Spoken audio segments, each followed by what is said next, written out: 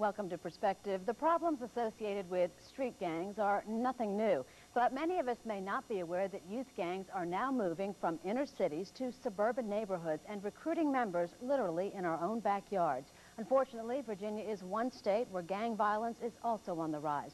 So how do we fight back? Recently, law enforcement officers from around the state went through a training program on identifying gang activity in their communities. I had a chance to talk to the trainer, a nationally recognized expert in gang prevention whose life's work is involved in keeping kids on the right track.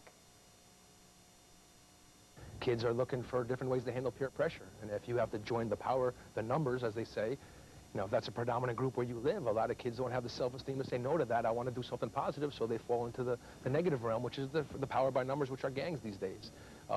The access to money. Kids need cell phones. Kids see pagers. Kids see sneakers that cost $120. Baseball fitted caps that may cost $30. Well, how do you obtain those things if mom and dad can't give you the finances?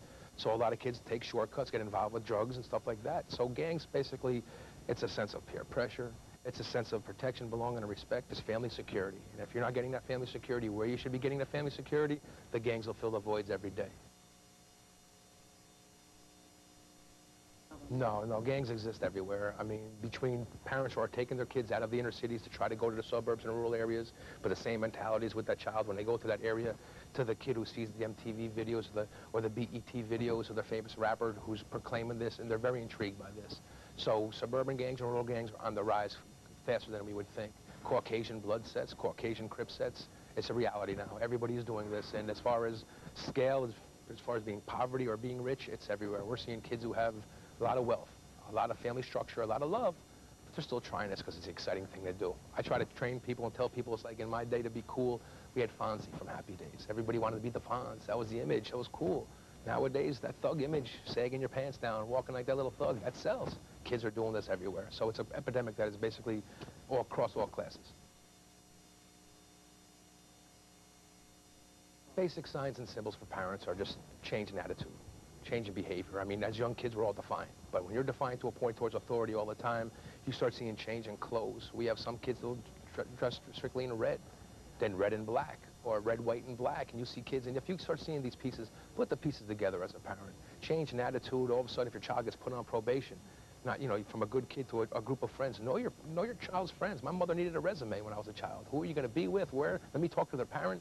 Nowadays, kids are out there on the streets, and the parents really don't know who they're with, what they're being involved with. So know your child more. Slow our lives as adults are fast. We're trying to pay bills. We're trying to do a lot of things. We have to slow down and get a little tough love. We missed that tough love scenario when your neighbor were looking out for you when your parent was working. Now it's a shame. It's a shame. We have too many issues where when CPS is being called, when you try to discipline a child, and there's a lot of changes in our society where the kids are seeing this and they're basically playing and manipulating the system. So we just need basic tough love. Have parents aware of what their child is doing. Know the signs and symbols is why we educate in courses like today. Know what to look for. What are the identifiers I should look for as a parent?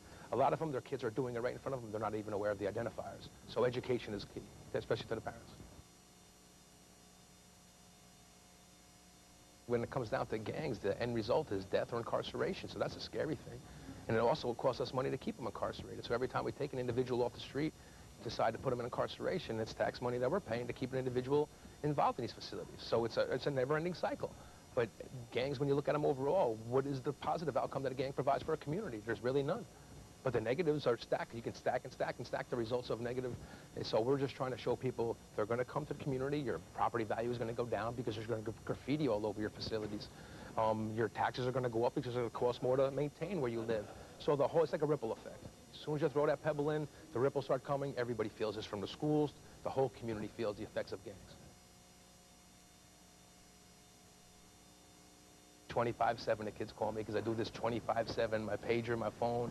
This is all I want to do. This is all I care about, is saving kids and turning them away from this culture, which everybody else has shown them to be cool and glamorization. I want to show these kids, no, there's only one out. There's death or incarceration, and before you realize it, it might be too late. So let's try to give you something positive. And they're finally latching on because they're looking for role models. They need it. They're starving for structure. They are. Virginia has to be proactive. A lot of states and a lot of countries and counties, they're denying it. They're saying, oh, it's not a problem, they're kids being kids. And if you keep that at denial stage, by the time you do want to deal with this issue, it's going to be like a cancer that overcomes the body. It's too late. You can't cut it out. So we want a proactive approach. Communities like this can learn some tips how to start now before it becomes an overwhelming problem like some states are dealing with. Let's be proactive. Let's learn the culture. Let's learn how to deal with these kids, what makes them tick, as we say, and how to combat it. Offer them some types of, I mean, this afternoon is going to be pretty much how we can give them structured programs. If kids don't have structure, school bell rings at 2:45 to send you home. If there's not structure available, the streets are out there for you, these kids. So we need to show people we have structure available. We understand why kids are trying to join these gangs, but let's supplement the gangs with positive gangs, as we say. You know, boys and girls clubs, YMCA clubs, stuff that we already have in our backyards we're not utilizing. We have to show these kids there's positive ways to do things. So get more people involved. It's not one person's job. It's not law enforcement's job. It's not the teacher's job at school. It's mom and dad's job, but they have to understand why their kids are doing to this. So we just want to get more proactive and let people know it's here. And if we don't deal with it, we're going to be overcome by it. And joining me now are some of Virginia's experts in gang prevention. Marilyn DePaulo is a